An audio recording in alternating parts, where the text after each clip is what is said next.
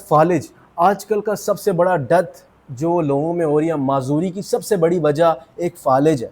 आप लोगों को पता है जो फालिज होता है, स्ट्रोक होता है, ये आजकल बच्चों में हो रहा है। आप लोगों को पता है, अगर आप लोगों को ये जवान लोगों में भी हो सकता है। इसका ये है कि भाई इसको स्ट्रोक कहते हैं हम। इसकी दो टाइप्स हैं, हेमरेजिक स्ट्रोक होता है और इस्चेमिक स्ट्रोक होता है। हेमरेजिक स्ट्रोक अगर कोई आपकी दिमाग में इंटरनल ब्लीडिंग हो जाती है, कोई चोट लग जाती है, एक्सीडेंट हो जाता है, अंदर इंटरनल ब्लीडिंग हो जाती है, तो उससे ये होता है और ये ज़्यादा खतरनाक होता है। दूसरा होता है इस्चेमिक स्ट्रोक। इस्केमिक स्ट्रोक इसे हम कहते हैं, इस्केमिक स्ट्रोक होता है।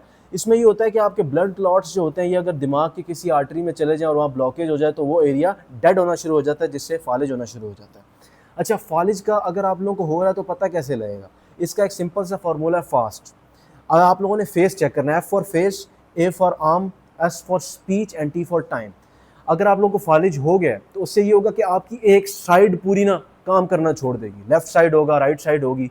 इसमें यह है कि आप लोग सबसे पहले फेस चेक करें, पेशेंट को कहीं यार स्माइल करे, लाइक इस तरह स्माइल कर रहा हूँ मैं, वो अगर स्माइल करेगा यूँ करेगा, एक साइड उसकी ड्रॉप होगी। आंखें बंद करें, उससे कि भाई अपने ये टेक्सचर्स बनाएं, अपने ऊपर ये जो हमारी है आईब्रोज इन्हें के ऊपर करें, हंसे। आप लोगों ने फेस चेक करना है। ए फॉर आर्म, ए से हमने ये करना है कि आर्म को उठाए, उसे के हाथ ऊपर उठाए, भाई उठा पा रहा है या यूं यूं उठा रहा है तो समझ लो भाई फालिज हो रहा है।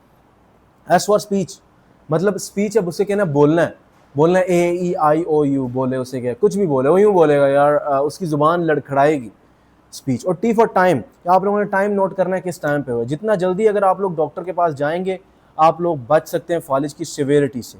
तो इस वजह से ख़वातीनो हज़रात इससे बचें, और ये इसका डायग्नोस है कि आप लोग कैसे पता लगाएं फालिज का। भाई सबसे बड़ी कॉज ये है कि आपकी बॉडी में अगर आप लोगों की बहुत ज़्यादा डाइट है, जिससे आप लोग ऑयली चीज़ें खाते हैं, घी वाली चीज़ें खाते हैं, इस तरह की चीज़ें खाते हैं, तो ब्लड क्लॉट्स होते हैं, फैट परसेंटेज ज़्यादा होता है। सबसे बड़ा कॉज है, आप लोगों को बीपी है तो आप लोगों को फालिज हो सकता है, शुगर है तो भी हो सकता है, और मतलब आपको गुस्सा बहुत ज़्यादा आता है।